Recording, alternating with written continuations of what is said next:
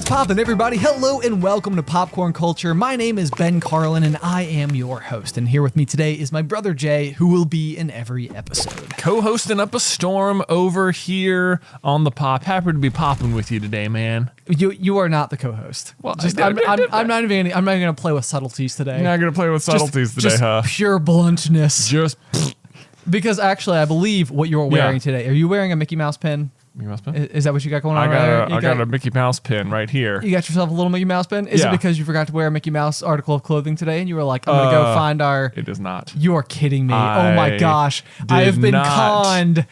I have been conned.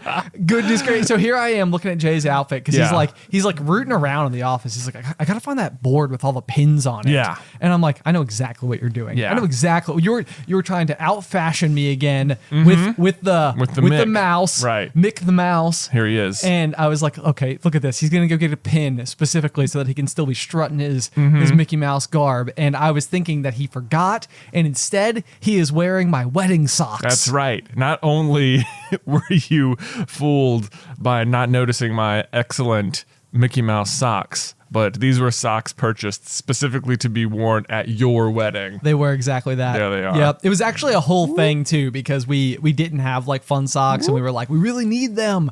And fortunately, they ended up fitting. But I remember the day of, they were like men's size 7 to 9. Yeah. So they were like going to be like a bit too small for literally every single one of like my groomsmen. Yeah, well, it was such a thing because I knew this was an issue, like looking for Mickey Mouse socks.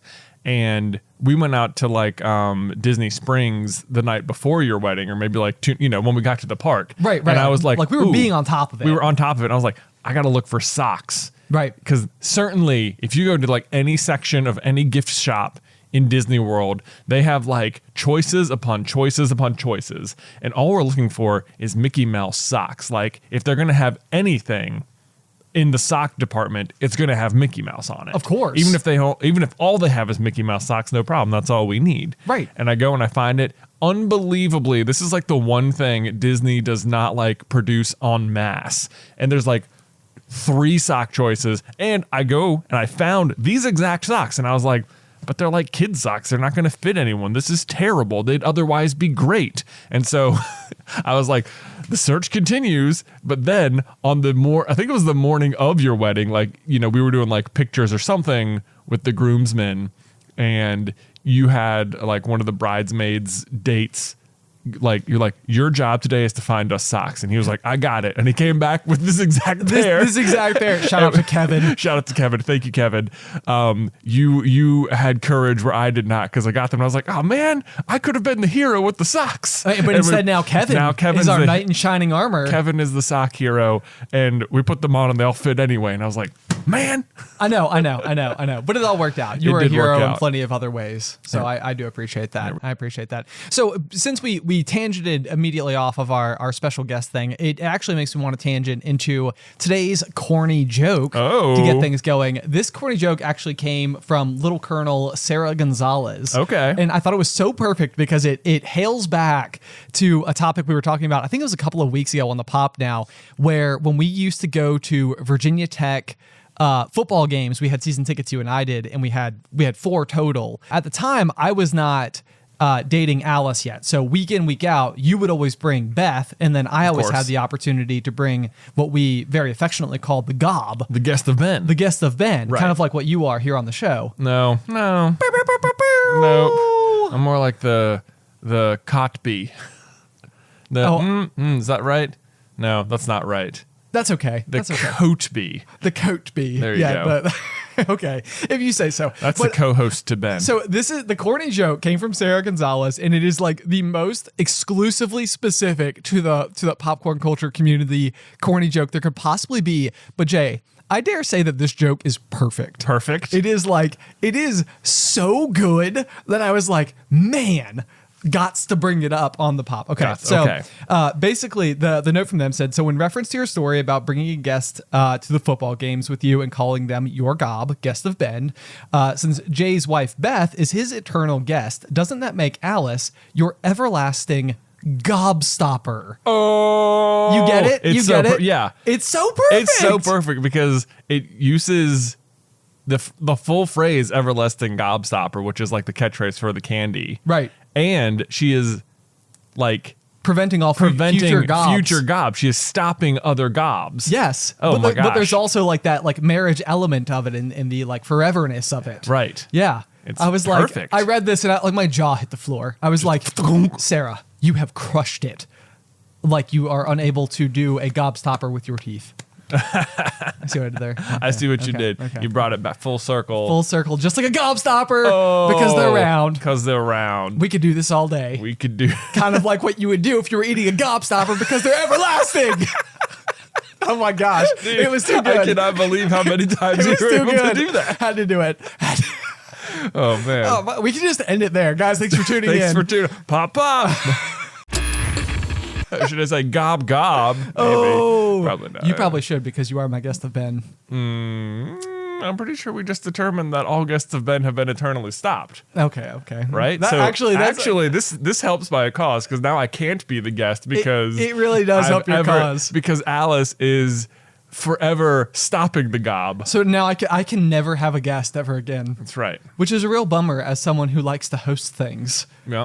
This is actually, it is very funny because I would say with all Super Carlin Brothers projects that we've ever done, there has been, and not in like a way that I don't mean for this to be like self-deprecating because it truly is not that way. But in a lot of ways, I would have felt that throughout all of the things that we've ever done, I very much felt like second chair in a lot of like our specifically hosting like version of what it means to like run this business that we do together. Okay. You and I both know that like out here in the real world, like that you sort of are like the creative head of the business and I am like the business head of the business. Right. That, like in that way, we both very much equally contribute. But otherwise, like there has forever been the case that like Super Carlin Brothers, for one, just for starters, was your idea to begin with. Like sure. It was a project that you headed and you created the original logos and the actual, like you were the one who signed up for the like email account and the YouTube, right? All the things like that. All the things. And then even going beyond that though, like whenever we've hosted like gaming episodes and I don't know, any offshoots that we've ever done, almost always it started with you being like, you know, hello and welcome everybody to Super Carlin Gaming, where today we're doing the I bet you could. Oh, let me see if I could can you do get it from memory? Let me harken back to a different time. To It's three been- offices ago. It's been years, folks. Yeah, Can he still do The it? Super Carlin Gaming Mario Kart 8 Roulette Challenge, where we try and 3-star every course with randomly chosen cards and characters. Boom. Boom! Did Got it. Nailed it. Nailed I'm it. so impressed. Yeah. Hosted. Boom. Well, you hosted the Sims 4 Founders series. That is true. That is Yeah. true. But that took some gumption that I only possessed because we had already started doing popcorn culture, and I'd kind of gotten like, you know, my hosting training wheels taken off, so to speak. I see. Yeah. Well, there you go. And where am I going with this? There was a reason that I brought this up. Oh, but no, the actual truth of it was that back in those days where you were doing those openers for the gaming channel, I remember always being like both intimidated and impressed by the situation, like because it was like that's a lot of pressure. Like I wouldn't want to start the episode. Yeah, that's the vibe I'm going for, just at all times. Just like, wow, I'm intimidated. You do put off just impressed. general intimidation at all times. Yeah, you see me coming, you're like, whoa. Yeah, exactly. Just like that's not at all. That is the general aura that you have about you at all times. I don't think so. Raw intimidation. Raw intimidation, but also like, wow. You would have made a great professional wrestler. I would have made a good professional wrestler. Right. Like going out there just like throwing down fake threats. I'll see you at WrestleMania. It would have worked. Fun fact, when it came to pro wrestling, the person who was going to win the bout was always the person who unexpectedly showed up because they had the element of surprise on their hands. Oh, the element of surprise. It always wins in wrestling. It always wins. Pro wrestlers were never prepared for the element of surprise, despite the fact that week in, week out, it is the very kryptonite of every single pro wrestler. Right. It's never like the person who is about to get, like the person who's winning the match and about to pin the other person, and then in comes that person's allies to like, you know, beat up the whoever's winning. Yeah. It's like, it's never that the person turns around and sees them, even though they've got like a 4-second lead time to watch them run down this enormous catwalk. Right. They never turn around, see them like drop some kicks to the face and then proceed to win the match. You know the other thing about this is that they are in the ring. The other person has to enter the ring. They have the high ground. It's very important. It's very important. I mean, Yeah. and if we've learned anything from Star Wars, the high ground is like absolutely fundamental unless you're Darth Maul. Yeah, unless you're Darth Maul. Yeah. Specifically against Obi-Wan, who has like The worst low all ground. manner of mastery over any ground level that there is. That's right. Obi-Wan can't be defeated on any ground. On any ground. Level ground, high ground, low ground, man's got it covered. He's got it covered. He's got it covered. Right. You know, okay, the thing, speaking about professional wrestling, I feel like everyone, I don't know, when we were growing up, everyone I knew at one point was like huge into like professional wrestling. Yes, I have That's the point, I have so many right? thoughts on this, but continue. I won't distract you. Well, so I remember as a kid, there was this like huge debate as to whether or not the wrestling was real and whether or not that made it worth watching. Like, it's not even real. Why do you like it? It's like, first of all, most TV shows aren't real. Most are fictional. Right. Yeah, but I guess maybe the thinking is that the draw is that you're watching real fights or something. But here's the thing. Well, first of all, it's definitely not real fighting because they'd be just straight up snapping necks and stuff. Oh, yeah, If yeah. if that was the case.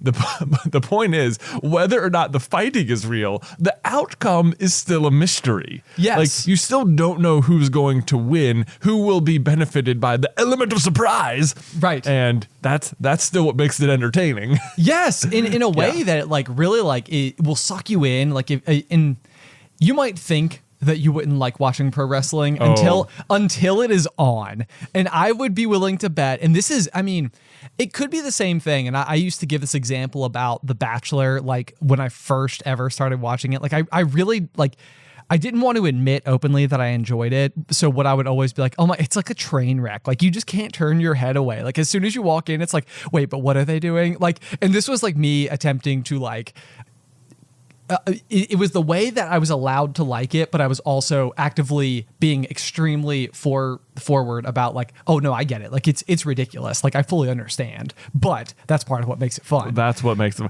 It was this. We've talked about this before, where you're trying to arrange the circumstances such that you're able to do something you feel guilty about, but in an acceptable way. Exactly. Yeah. Yeah. Okay, I totally think you're right about wrestling. By the way, like it is. First of all, if you're listening, it is way more popular than you're aware. If you're like, who, what? No, probably odds that I would bet the data would tell you that that you do like professional wrestling. The data almost suggests that you should. The data suggests that you listener do, but based just on the numbers. Did you know, like, fun fact, that the WWE Facebook page has more fans than all 32 NFL teams combined? It is mind-blowing. It is mind-blowing how you're so unaware of how popular it is. But let me just say, as you know, Ben, for all the bingo players at home, I used to work at a concert venue. Oh my gosh. Yeah. That's a bingo space for That's sure. a bingo space for sure. I saw that the bingo subreddit thing had been started today. So we'll see how that begins to fill out and keep you all posted. Yes, of course. But so one of the events that used to come through the venue I worked at was WWE. Right. Like they would come through twice a year, and normally they would do a one live performance and one not live performance. Yep. So by live, I mean one of the, like, it would be televised as it was, or I don't know, not as it was happening, but it would be televised. Wait, they televised Roanoke? Oh yeah. I did not know that. Yeah. Okay. That's good to know. Yeah. So there's two versions of the show. One where they just come and they just put on the show just for the people in the arena. Okay. And that's like one thing they do. And then they have the televised version. And on the televised version, those are a much bigger deal. Like they sell better and stuff because, of course, you know, you're going to be on TV. It's like there's stakes. Sure. That's when things that plot development can happen. You know, nothing that's going to be finalized. That doesn't happen until the pay-per-view event this Saturday night. You know, butts is actually what I'm talking about here because they are on TV. One of my jobs was to find seat fillers. Oh my gosh. Yeah. I remember now you asking me to do this one time and I wasn't able to. Yeah. And it was a very unusual thing, but basically they just don't, whenever they're like, you know, basically whatever side they're shooting the match from, you'll be able to see the audience, and they just don't want it to ever look like there are empty seats in the crowd. And if you're within view of the camera, those seats are sold out no matter what. That's happening.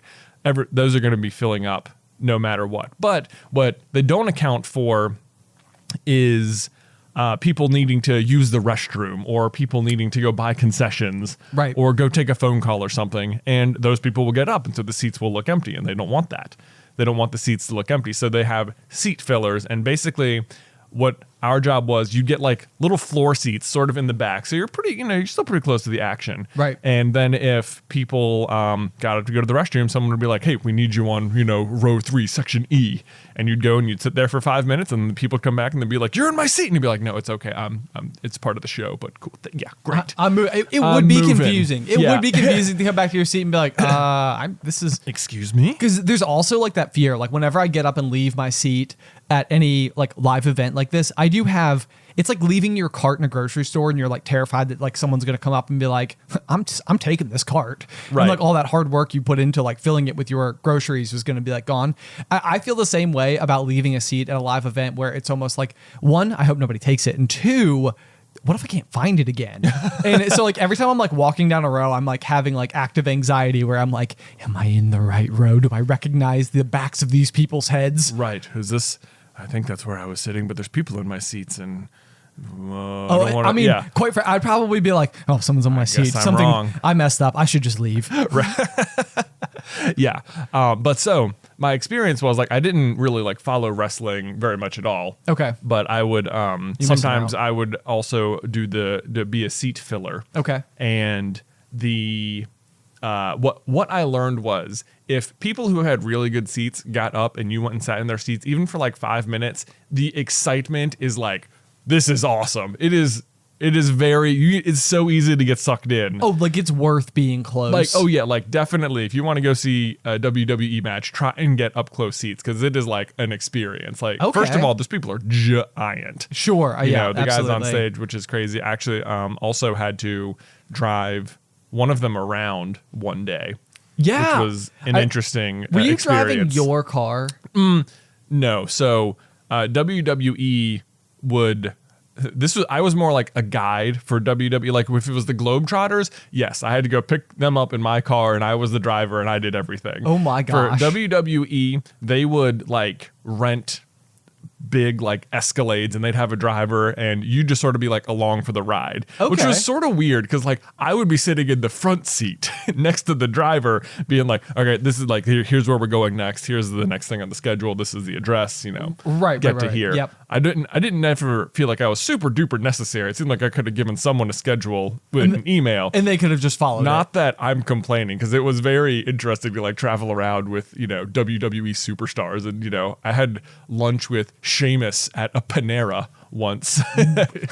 He's like sitting here like, what do you think of these logos for a t-shirt? And I'm like, they look great, man. The answer is, of course, I love them. The answer is, of course, they love them, and you're my favorite now. Did people come up to him while he was at this Panera? Like, were people recognizing him? No one at the Panera recognized him. We went to like a elementary school, so we could like give a big talk about anti-bullying stuff, and that was fun, and all the kids knew who he was, and that was very fun. That is cool. That is cool. It's so funny that you touched on elementary school, because this was when you brought up our childhood fandom of professional wrestling. The first thing that came to mind was when we were students at Rocky Mount Elementary School in Franklin County. Shout out. They had a like a glass box, that you could like put stuff inside of. I had completely forgotten about this glass box. Go ahead. And okay, I don't know if our family had like the pulse for it, but like, or maybe we were just literally the only people who were ever in like inquiring about it, but it was the type of thing where almost like monthly or on some specific schedule, they would like allow a student to put something they collected like into the box. It's such a good idea. It is it's a great idea. idea. On top of it, like I think it was monthly. They would choose a student, and I mean it could be anywhere, like 3rd, 4th, 5th grade. Yep. And you would get to display your collection of stuff in the Yeah, in the case. And at one point in time, we displayed our collection of WWE action figures. Did we? I'm We surprised did. it was WWE and not like Star Wars, because I feel like we had way more Star Wars stuff. We would have had way more. It must have just been like the year that we Yeah. were there. Like I was in 3rd grade, you were in 5th grade at the time, Mm-hmm. and it had to be that. Like that had to be like just what we were into that specific in year that because. vacuum of time. Yes, and because I remember that and Beanie Babies. I'm pretty sure we did it twice. This is why I wasn't sure if we had like a particular like, like person at the front office who was just like, yeah, those Carlin kids always coming in with the great collectibles. I have no idea. I feel like I remember the Beanie Babies too. I still have all of them in my basement right now in case you ever want any. That's okay. Yeah, if you want some Beanie Babies? I'm good. I have Beanie Babies. Because everybody thought they were going to be collectibles one day. Okay. Let's take a hard like segue. Oh real wow! quick. Look at you go! Look at you go! I know. People noticed our segue dab They in did. the last episode of the pop, and now I feel like I gotta carry it forward. And now it is officially a part of the pop. It is officially a part of the pop. If you're just listening, just know that if I said the word segue out loud, I also dabbed. Air dabbed. Yep, Air nice. dabbed. Like normalize air dabs equaling segues. Okay. Exactly. Everyone gets it. You want to know what else I would like to normalize with segues is just spell them Segway. Oh, not segu. Not segu. Not like I, legume. You don't say legway. I know. Legwome. Right. When year 1 of Super Carlin Brothers, I remember I made a video with the word segue in the title. And what I meant was air dab segue, like changing the subject. And I spelt it Segway. And people were like, Ben, that's like the kind of 2-wheeled method of transportation. Right, and like the mall cop yeah, right, vehicle of choice. Not changing the subject in a fitting time or manner. No. And I like this is so bad because I feel like truly it's an honest mistake, and I feel like most people probably would understand. But I was like ashamed. It's like no, I spelled the title of my video wrong. There is nothing worse than getting like a typo in the title of your video, or let's say in like the thumbnail of the video. Oh yeah, it is so bad. You're like, because you feel that like red hot shame, and inevitably so many of the comments are about that. But thumbnail is very tricky because people will see the thumbnail and they'll click on it, and then the thumbnail goes away. Right, So, true, but like true. if it's in the title, they'll continue to see it. Yeah, true. The thumbnail one though, people really need to like. You'll probably find more about it on like Twitter or something where the image is static. Yeah, exactly. Yeah. So, but I almost wonder if like from like the YouTube algorithm standpoint, like comments on a video like help its promotability. Yeah. And I almost wonder if there's something to just like put a typo in every single title, Oh. and everybody will correct you. It's just like get those comments in there. Everybody's gonna be like, "Oh, guys, oh my gosh!" One day, we should misspell something in the title of today's episode," and I guarantee people are doing it, and they're like, Oh. "This will be the moment where they're like, they did it on purpose." Oh my gosh. You're kidding me. Oh my god, you're right. Then they know. Now they know. Oh, they've been had. If I can remember to misspell something in the title a week from now, Yes. I will. Excellent. I will. That's going to be very fun. One time, very recently, our editor, Scott, who did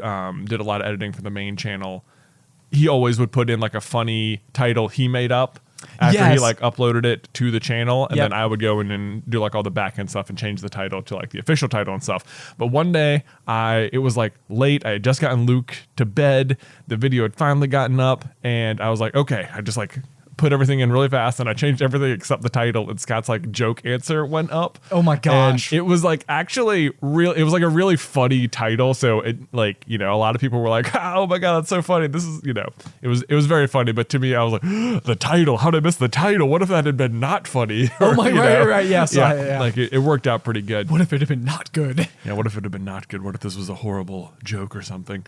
Anyway, that's the thrills and funs of the YouTube back end. Yes. Look at us go. Look at us go. That's very colorful stuff. Oh, yeah. Oh, my gosh. Anyway, what I was trying to segue into was collectibles. Yeah.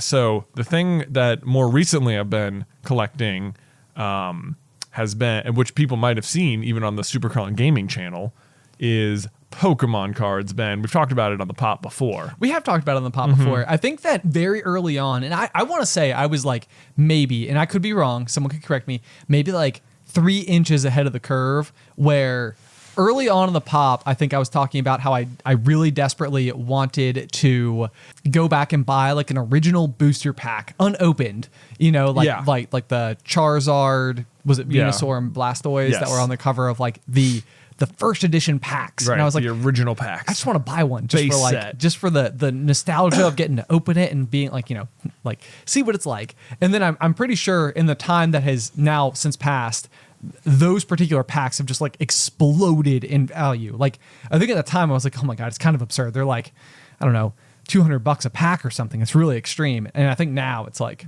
way higher. more.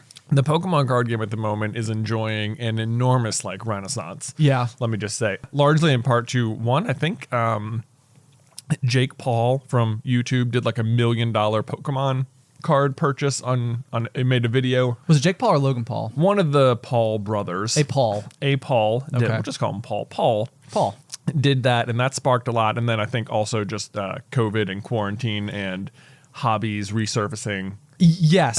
Or indoor hobbies resurfacing in a huge way. Absolutely. Like Yeah. I have to tell you, having used to own like a saltwater aquarium store, we always knew that the months of basically like May through September were going to be slow because people were not like inside looking at their tanks. They're Right. they're like out doing outdoor activities, going on vacation, doing stuff like that. And then as soon as that cold weather hit is immediately when people were like, Back inside. time to get back into my tank all of a sudden. So Right. like if you like that first like cold weekend is always like is like packed. Right. So that, but on a quarantine scale. Yeah. So anyway, I think even after you said that, we went out and bought a box of the most recent like booster set that had come out at the time, and we opened that on the channel, and that was fun. We did. We did like an unboxing of all 36 boosters. Right. So since that time, I have like slowly been getting more and more back into the game. I've bought a few more boxes. I've been playing a lot of the online card game, which is actually a really well serviced like game. Yeah, so that's that's set up by like in every single booster pack you have that like one card that you're sort of like, what do you do with this? Yeah. Like you can actually like download like a digital pack of cards. Right. And It's that's not how the you same play. pack, but Okay, got yeah, it. it like won't be card for card or anything. That would have been remarkable if they had like set it up so that it was like that specific. That would be very interesting if they had managed to do that. That then I imagine they would hold more value because you could sell it and say like, this card came in this pack and we'll have this on it. Okay. But that's not how it works. So anyway, I have two stories to tell. One is that just recently, like I've been getting more and more into it, and I was looking it up the other day, and there's like a new set, I think, coming out. It'll be out by the time this podcast is out. I think that it was released on 3/19, which is today. Which as is of today. recording. Yeah. Yeah. And so I was like, oh, Ben, look, new set of Pokemon cards. Should we get a box? And you were like, let's get like 10. And I was like, what? Huh? What? Yeah, it was It was like this very weird thing. it was an extremely satisfying like moment to like witness your face be like, wait, What? is that a? Can we do that? Yes. Like it was the weirdest thing because it felt like obviously we can. If you want to, then you could just buy 10. Sure. You want it. But to me it was like, oh, this feels like breaking the rules. I don't know. Like, this is like, it'd be like if you finished opening all your Christmas presents and your parents were like, guess what? There's a second Christmas tree. You'd be like, what? I don't know. I don't know how to feel about that. So like, okay. I feel like I was supposed to wait another year. Am I allowed to do this? Right. Yeah, which was just a very weird feeling. But rest assured, we eventually like decided, yeah, no, we can do it, and that'd be a crazy thing to do. So we have just a ginormous order of Pokemon cards coming in. We do. So we'll be sure to go live and unpackage all. Last time we did 36 packs. This time we're going to be doing 360 packs. So if we don't have the full collection at the end of it, then what's even the point? As far as I'm concerned, that is exactly how I feel about it. Right. If we do not even have all of them at the end, then what is the point? Then then having a full set of anything feels incredibly impressive at that point. But okay, so here's my other dilemma I'm facing that I feel like I need you to weigh in on. Okay. Okay, so I throughout my life, anytime I've gotten into a hobby, if you get too deep into, or not if you get too deep, once you're a certain level deep into it, I've witnessed a phenomenon that will happen, and it is that suddenly you will get like the bounty is what I'm going to call it. You will receive a bounty of hobby related things. Okay. Like either people will be like, oh, I used to do that, and you're like a person they can dump all their old stuff on. Yeah. People will be like, oh yeah, or maybe it's not even though they're just dumping it. They're just like, I've got this, or they just get to know this about you, and all of a sudden, like all the gifts you get are related to this thing. Snowball gifts. Yeah. Snowball gifts, yeah, that can happen, but that's not exactly the phenomenon I'm describing.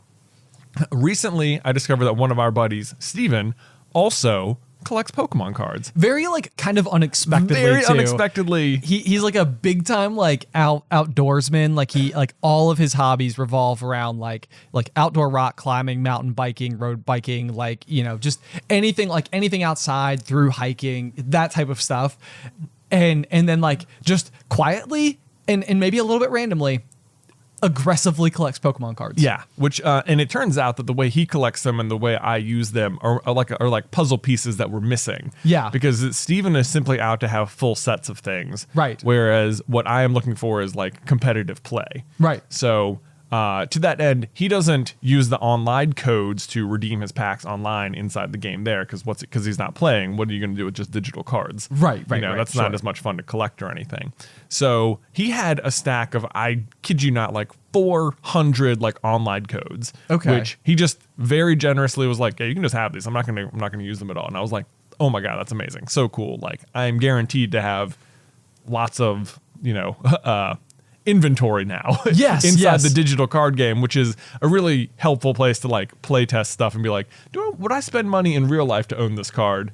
Yes, it is that useful sort of thing. Sure. But in any case, this giant stack of cards now to me represents the bounty. And I went through and I actually entered them all in. You can like scan them in with a QR code reader, which made it way faster. Right. I mean, because when I saw, it was a comically large stack of like cards. Like if you can see me, it was like up to here on the, you know, the trophy next to us. Right. Huge stack of cards. And I got them all in there. And I have since not opened any of them. They're all just unopened inside the game. Wait, so you have, I'm trying to keep up here because I don't speak the language exactly, but like, so that means that you entered all the QR codes, but you didn't specifically like reveal what is inside of the packs. Right. Like so, you open it and it gives you an unopened pack. You've been telling me all about like the different like trading card battles you've been in over the past like 2-3 days. Mm-hmm. And none of this is including all of these free digital cards. Correct. The bounty that our friend Steven gave you. Exactly. How is that? Why have you not? Well, here's why. I'm Ben. befuddled. Okay, so you have spoken many times about Diablo 2. Oh yeah, my favorite game. Yeah. Favorite game of all time. And I think one of my memories from that is that there was a particular item in the game called the Stone of Jordan. Oh yeah. Which was a ring. It was a ring. One to all skills. Whilst useful as a character item, was more useful as a form of currency for buying other things you needed. Especially when we were playing in our younger years. It was basically like any other item in the game that you might be like trading for or attempting to acquire. Like a game title very commonly might be like, you know, Grandfather Blade for 5 SOJs. Right. And very much like and the reason I think for that was because they were items that were extraordinarily applicable to just about every single character. And to play the game, you probably were playing like just about every kind of character you could over time, because you eventually would like get a character high enough that there's not that much left to do with it. So they're incredibly useful. But yeah, so that you're exactly right. Okay. SOJs. So as I understand it though, unopened packs of cards are sort of the like SOJs of the Pokemon trading online community. Like if it's like, you know, opened, you know what they are, and maybe you have good stuff. Right. Unopened, they're like currency. We're gonna be like, oh yeah, this one card you need, that's worth about like 10 unopened packs of cards. Okay. Or whatever. So I am stuck because I feel like whenever, like when we were both playing Diablo 2, I feel like whenever we'd reach the bounty stage, I would never handle it appropriately. I would get like whatever items I got, whatever the big influx of free stuff from someone who was dumping their account would be like, okay, oh my God, this is amazing. And then I don't feel like I would get much better at the game. Okay. Whereas I feel like someone would dump stuff on you and you'd be like, I'm rich forever. And you would turn that little bounty into a gianter bounty into a gianter bounty. I very much enjoyed and this is like so weird about the like part of why the game of Diablo appealed to me is that it's not the narrative of the story. It's like not even necessarily like the gameplay itself. It is like the social aspect of it. And Yeah. I think that like especially at that point in my life, like I had no money to buy anything with. And so like within the game though, it was like I could like acquire these rare goods and like I mean quite literally maybe like in some cases just show off that I had them. Right. Like, and that was so fun for me, like to go build relationships with just like people from like all over the country. And so like I had like friends, Yeah. you know, that I was regularly playing with as like a, 13-year-old. Right. And yeah, those established relationships very frequently led to someone like exiting the game. And then we had played together for so long, they were like, here's all my stuff. Here's Right. my account. Right. Lucky you. I know. Well done. It was the best. Yeah. Actually, I have to like one small note because once upon a time I told a story about going to chemistry camp and there was a girl in my class who I actually had a crush on. And we were out touring a physical dam, Right. like the Smith Mountain Lake Dam to like Right. learn about like hydroelectricity and stuff. And then afterwards we went to this like little docked in area where you could like feed the carp popcorn. And Yeah. so there's like an area where, I mean, the carp were thick across the surface. And like Thick. this girl that like I was hanging out with like falls into the carp. Like, and it's like, it was this just unbelievable thing that happened where I was like, oh my God. Like in the moment, I had no idea what was going to happen to her. Right. Like, if you fell into water, it would be extremely unfortunate. You'd be completely wet. You're like not really expecting it. But anyway, it's been like one of these things where like somehow, some way, like there was no social media. There wasn't like instant messaging at the time of this, particular thing. And so like this girl just like disappeared forever into the ether. She's and just gone. And I have like tried to use the pop before to be like, if you are that person, or if you know the person who fell in, If you're a carp girl. if you're a carp girl, like I just want, like, can we discuss it? Because I just want to like make sure that I am in fact remembering this unbelievably odd thing that happened the right way. But I bring all of that up specifically to bring it back to what we're talking about, which was what like, my like best friend on Diablo 2 back in the day was a character by the name of SF Bahamut. Oh, okay. That was the name, and that's all. I think this was in the age of the internet, where the idea of like putting your name out there was still, I think, pretty considered like dangerous. Yeah, like don't do. So like we didn't like know each other's names, so he just knew me as like my username, and I knew him by SF Bahamut. And so like if I was talking to him, I just called him SF. Right. And so this is another one of those people where it's like, if you're out there and that's you, let me know. If you're SF Bahamut. I want to know. I want to Speak like up. thank you for what you did for me. Yeah. Life changing. I know. So the question is, Ben, should I open the packs? That is the question. Yeah. And my mind immediately went. So you compared them to SOJs, and I was like, oh, but they're so hard to find. Like, all you would have to do is go and spend $5 for like a single booster pack, and you would have one of those pieces of digital currency, so Right. to speak. But then it also occurred to me that you could probably go online and pay $5 and buy an SOJ from like one of these. You probably could. like one And of these people that sell To be them. fair, if you could definitely go online and buy, if you could spend $5 and get 20, unopened packs. Okay. Or whatever. Okay. Okay. Yeah. So okay, I'm so curious. So if it was me, I wouldn't open them. Wouldn't open because them. I would use them as the currency that they are. Well, see, this is the thing, though. It's like, I think this is probably what always stopped me on Diablo 2, was that, like, what if I spend them wrong? And then I don't have it, and then I can't get them back because the things I bought weren't valuable. You have 400 of them. I know. I know.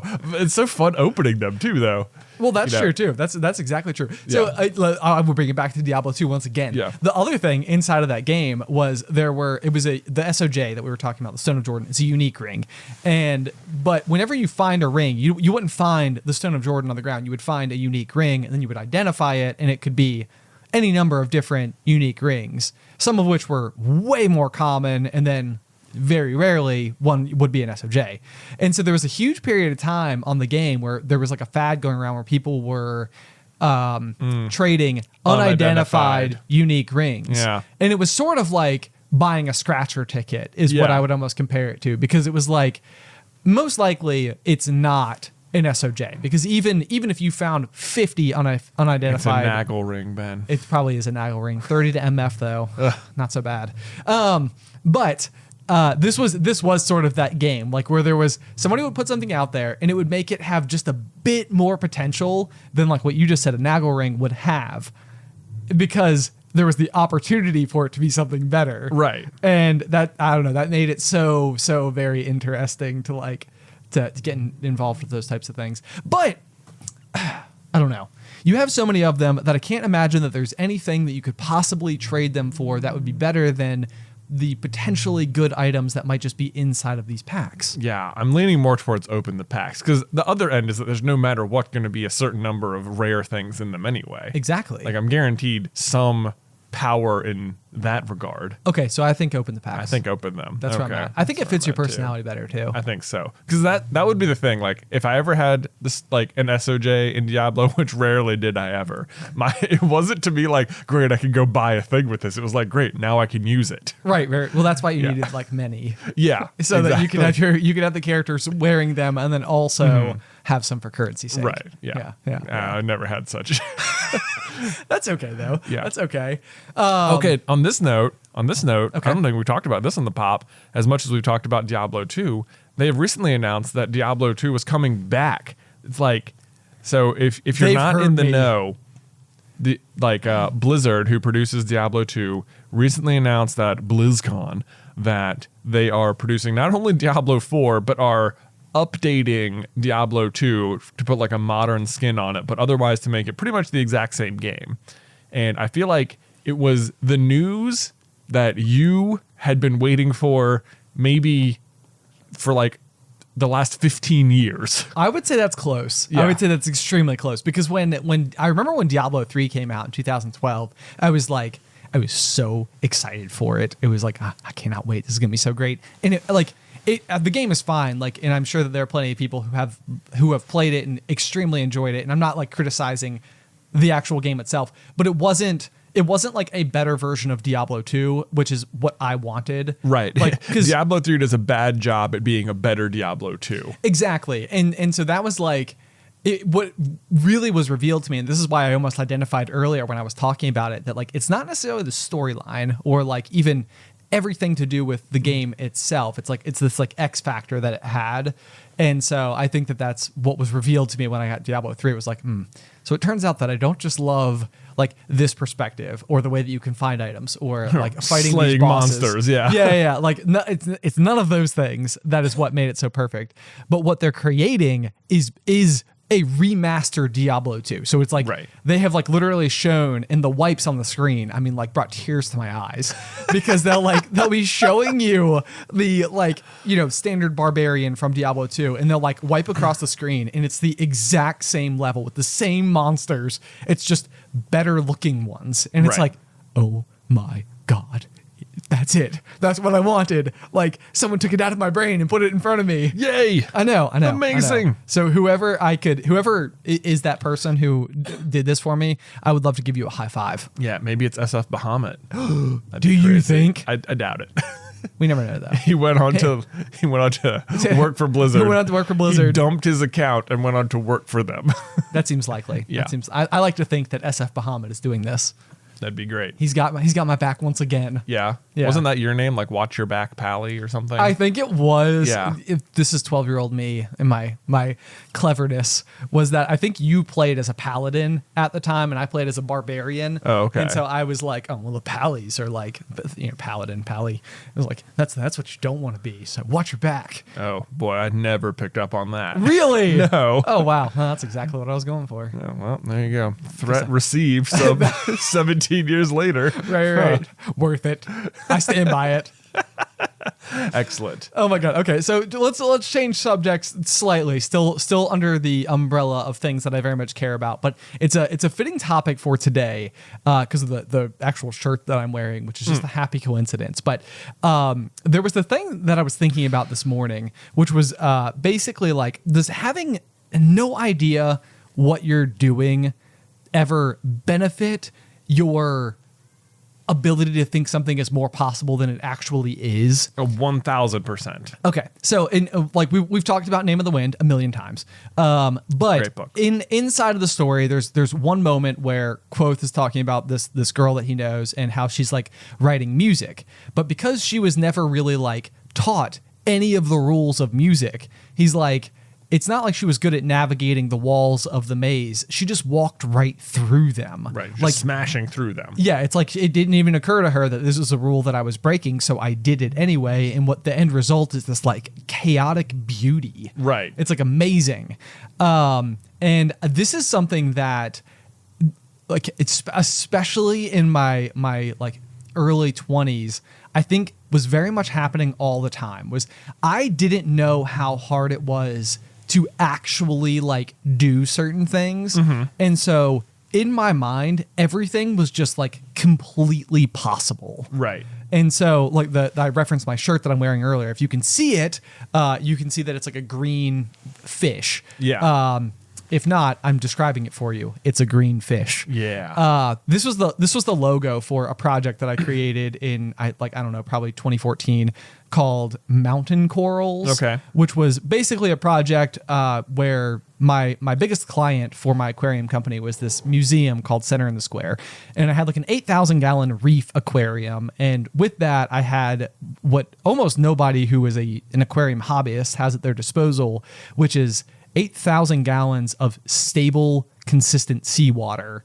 Like it's the bigger the aquarium is, the more stable it is because the less any fluctuation affects everything.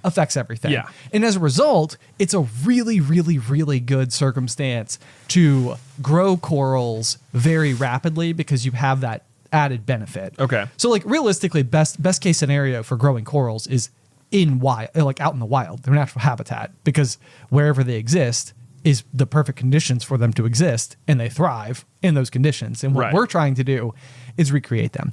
So I was like, okay, just like anything else, there are rare corals out there that have like extreme value where like people might buy like the size of an eraser head coral, like a single eye of a coral for $1,000 because it could grow into multiple eyes. Right. Then you could, like your SOJs, basically cut them up and turn them into like currency. Right. And they would continue to grow over and over and over and over as frags. So I remember this was a situation where I had no idea how hard it was to actually like, I did have my own business at the time, but I don't think I realized how hard it would be to like create like an online store where the product that I had was something that I like a living object that I was growing and was then going to have to like distribute nationally. Okay, like, right, yeah. You know, like I'm gonna have to like grow the coral, take a picture of the coral, put that coral into a container, put that container into a box that is like climate controlled based on not only where I am, but where it's going, and then ship it overnight successfully, and then have like, you know, all of the necessary like tracking in between. Yeah. Like you had like the giant piece of the puzzle, which, you know, doesn't normally even come with the box. Right. Figured out like, oh my God, like the big chunky 60% piece of this that no one can ever figure out. I've got that. That's how to grow it. Yes. I can grow them en masse. The problem is that's only 60%. Right. And then the hard part starts. Right. Which is like all of the reasons why anybody who knows anything would not do it, because it's incredibly difficult to do. It's a very like sensitive thing. It's a very detail oriented thing, which are not things. I'm not a very detail oriented person in general. Oh. And so it was, I don't know. I feel like I got so much further into creating this project and like actually doing it than I ever had any business doing because I just didn't know. Right. And so I just kept like knocking down these invisible walls. Right. Smashing through the walls. Like, okay, this is what I have to do next to send people coral overnight. Right. And so it was like, it was amazing to see like the type of problem solving that sort of like comes naturally to you maybe in this particular way. Right. Because you're like basically inventing the wheel for something that like probably if you just had a mentor could have told you exactly how to do it. Right. But instead of having someone tell you how to do it, you literally had to like create the solutions. Right. You had to like build all the infrastructure yourself. Yes. Yeah. Yes. Which is, I feel like this happens all the time. Have you ever like had an idea for an invention and then discovered that it is already an invention? Oh, flat rate shipping, Ben. That was you? That was me. I was like, man, it doesn't make sense that when you go to the post office, you have to send stuff based on the size, the weight of it. It should just, if it fit, you should just buy the box. If it goes in the box, that's what, whatever. If it fits, it If ships. it fits, it ships. Exactly. I got you. 10-year-old me arrived at this and was like, I don't know why you can't just buy a box and put it in the box, and that's fine. And then like that was like a huge campaign for the U.S. Postal Service was if it fits, it ships, flat rate shipping. And I was like, oh my gosh. My idea. Yeah. Right. 10-year-old me, look at that, figured it out. Right. So what I always wonder about things like that is like, does it make you a genius that you came up with that on your own? Because it is like quite literally $1 billion idea. Right. Like it is that good of an idea. And you came up with it on your own, maybe. Well, so stuff like this is interesting because it's like, this is a question of what like society, like what is society sort of like demanding, like Sure. out of a problem, you know, like I don't think if Bill Gates didn't invent Microsoft, we wouldn't have like Microsoft wouldn't be called Microsoft and it might look a little bit differently, but we were going to like something was going to be Microsoft. You know what I mean? We were barreling like towards we were the inevitable. barreling towards it. Yeah. Yeah. You know, so you know, Bill Gates and Steve Jobs, they happened to be the ones who were in the right place at the right time to deliver on that. But if it wasn't them, someone was going to make this. Sure. And we'd have some version of, you know, office software. Exactly. Right. And I always think about that too, like with the idea of like the wheel, you know, like it's everybody, like it's the example everyone goes to as for like the first invention basically. But that is like one of those things where my brain is forced to believe that almost no matter what, the wheel would have come to. You know, it's like, yeah. Like I mean, it's more just like a matter of waiting for it to happen than if it would ever happen. Right. Does it take real genius, or is it just obvious if you have the right circumstances placed before you? Well, that's a very deep question. I don't necessarily know if it makes you a genius, but like I don't, you know, certainly you couldn't invent flat rate shipping unless something like the post office already existed. It's a very good point. You know? Yeah. So the example that I always go to for this is when I used to do aquarium service. That needs to be on the bingo card. Ben talks about his aquarium company. Yes. Is there are these, it's so like, it's like the most commonplace thing ever if you are inside of the aquarium hobby. But if you are not, people always think it is so ridiculously interesting. And that is the magnet cleaner that you can use. Oh, yes. And I know exactly what you're talking about. It's yes, fascinating. It is fascinating. So like the way that you clean an aquarium typically in like the most rapid and efficient sense is you literally drop like a scrubber on the inside of the tank, and then on the outside of the tank you have like a felt lined magnet that attaches, and you can like literally scrub the inside of the aquarium from the outside of the aquarium with this magnet cleaner. Yes. And every single time somebody, like I was doing this in public, which was literally 5 days a week, someone would be like, that is the most brilliant invention I have ever seen. And like, to me, it was, for one, I had spent so much time with it that it was like, it didn't even seem remarkable to me.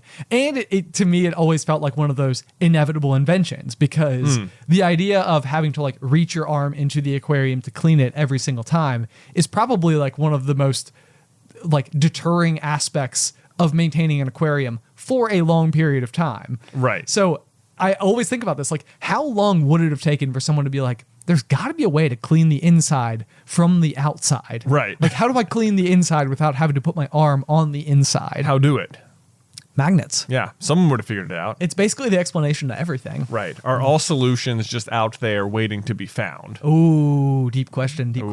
I like it. Or waiting to be stumbled upon. Like they exist. You just have to find them. Right. Yeah. Like how, oh man, this is like the Carousel of Progress at Disney World. Yeah. It is like the more time I spend thinking about it, the more I love it. This is actually like Alice's favorite attraction in all of Disney World. Great Big Beautiful Tomorrow. It's a great big beautiful. Yeah, that's it. That's Yeah, it. that one. I was gonna sing it, and then I got really self conscious about halfway through it. Right away.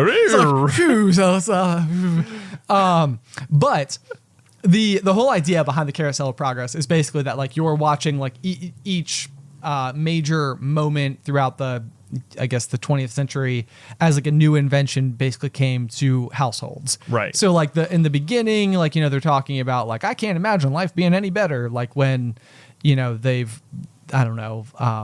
The refrigerator is still run by a large piece of ice sitting in the bottom of it. Right. But it's like, we can keep things cold for 3 days. How great is that? Yeah. It's like at one point in time, people would have been like, how could it be any better? And then fast forward 20 years and it's like, we have a refrigerator. We can put things in there and it'll be cold forever. No more hauling that ice block around. And you're like, well, okay. Interesting. Yeah. Yeah. So like those are the types of things that I like love to spin my wheels on is like, what are the things that we're doing today where we have no idea what type of conveniences lie just 20 years in the future. Right. And like the great news is we're going to find out. We're going to find out. Like we're going to know. We're going to know. And then we're going to wonder how we ever lived without it.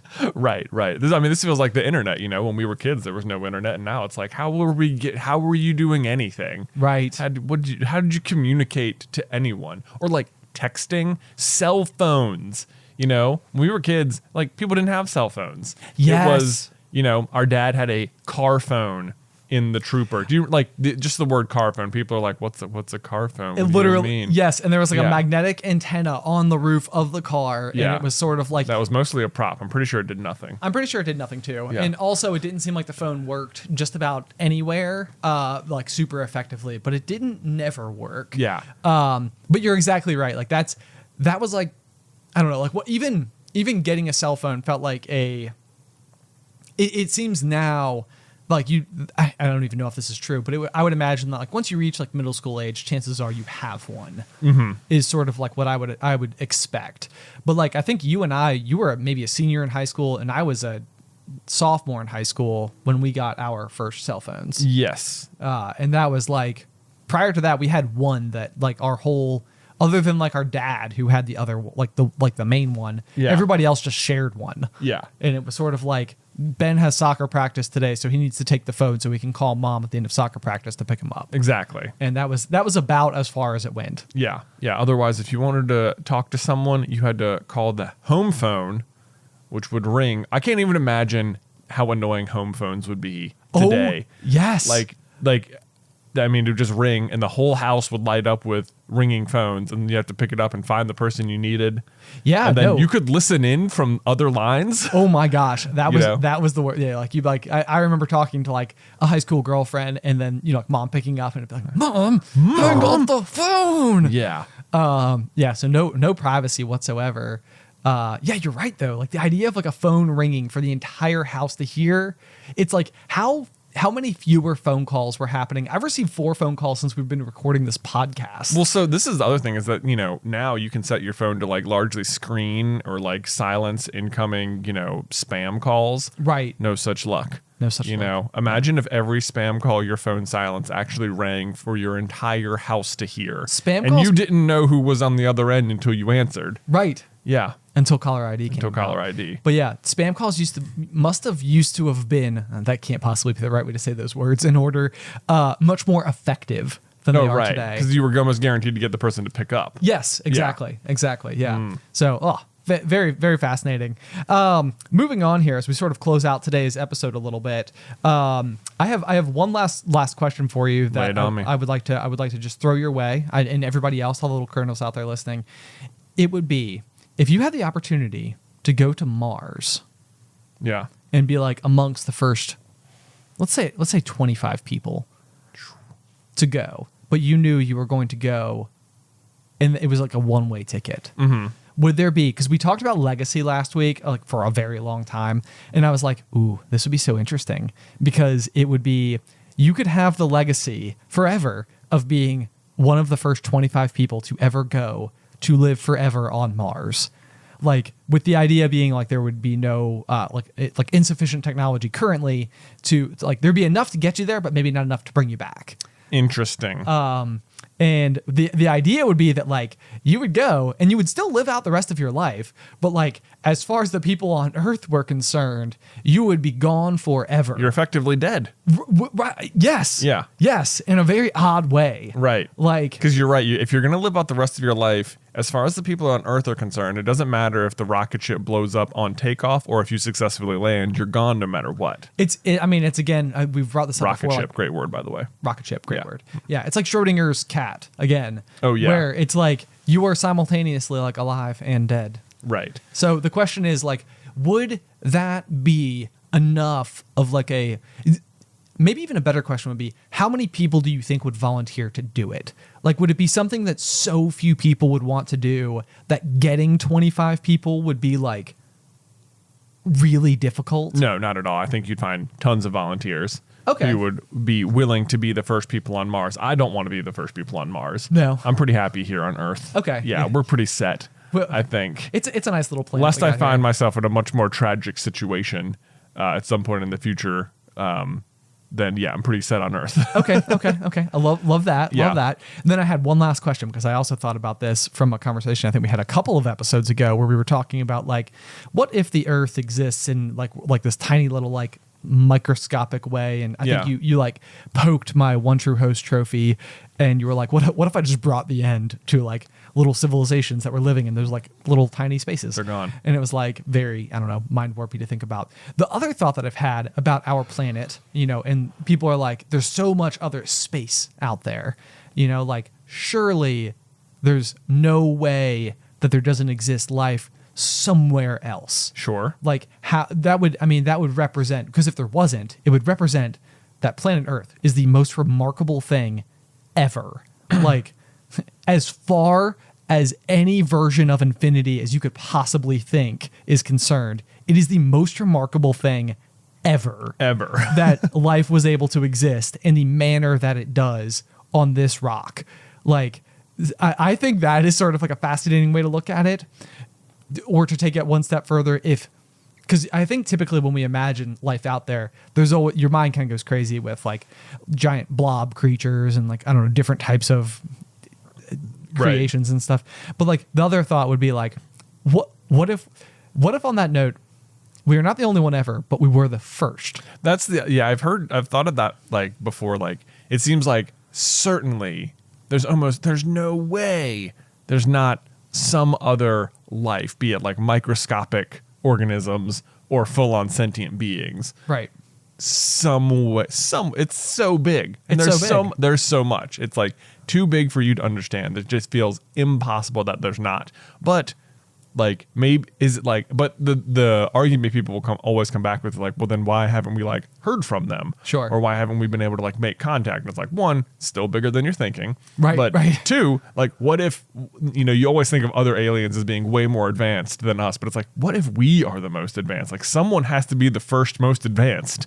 And it's like, it seems very unlikely that that would be the case, but it's not. But what if we are?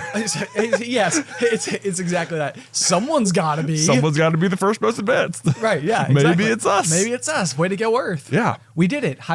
Big global high five for everybody. Well done, everyone. Look at us. We did such a great job The other coming thing, to exist. well, so the other way more depressing way to look at it would be Oh, no. that not only is it so big, but time is so long, you know, whereas to the universe, maybe the entire lifespan of the Earth itself is just like, you know, basically nothing. Oh, sure. So it's like, sure. who's to say? Sure, maybe there were other sentient lives out there at some point, but maybe they have completely come and completely gone Right. since. And that's, you know, Just since. Yeah. You know, like maybe they were wildly more technologically advanced than us, and whatever star was providing their planet with light died out, gone. And it happened billions of years before our sun was even around. You know? Wow. Okay, this is a fun place to end. We're at a real high point. We're at a real high point. There you go. Everybody at home is like, guys.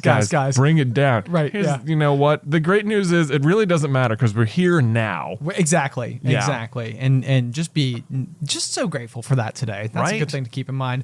Also, I want to be grateful towards a special viewer that we've had out there for quite some time, who I would like to wish a very special happy 50th birthday today. Oh. It's Geek Teach. Oh, Geek Teach, happy birthday. Yes. This is like a really kind of a cool thing. This is just like someone who has been around the Super Carlin Brothers community for years and years and years. We've met them in person before at like one of the Super Carlin Brothers meetups. Yeah. So we just wanted to wish you a very special happy 50th birthday. Happy birthday, man. There you go. And as we close out today's episode, of course, as always, I want your thoughts on everything that we talked about today. We had some big thoughts today, it felt like, from WWE to what if we are the only living people out there ever. And Pokemon cards. And Pokemon cards. There was that too. Yeah. So if you have any feedback, there's lots of different ways you can do it. You can leave a comment on this video if you're watching on YouTube. You can send me an email at popcornculturepod@gmail.com. You can go to our Reddit page, which is r/popcornculture. Did I get it right? I nailed it. You got it. You nailed it. Yes, I'm finally learning the jargons. Yes. So many different ways. You could leave a review if you feel like it. That would also always be appreciated. Also, last note, I believe that today is the very last episode that will go live before you can no longer get your own Fred the Cup as one of the Patreon tiers over at patreon.com/popcornculture. It is the $25 tier, where quarterly we are going to have a cool exclusive piece of Popcorn Culture merch. Yes, and on that, sorry. Oh, would you like to teaser it? Yeah, I will say that we have been working on the second quarter exclusive merch item. We have been, like mad scientists. We have a prototype on the way. We have a prototype, Ben. I like saying that. It was like we ordered a prototype. I told everyone who would listen, which was Alice, but but she heard it at least twice. Yeah. I was like, did I tell you about the prototype? Because it's coming. Oh, it's coming, and it's going to be cool, and I'm so excited for it. It is going to be super cool. So again, guys, if you want to check that out, you can do so at patreon.com/popcornculture. Link is in the description down below. Otherwise, until next week, pop.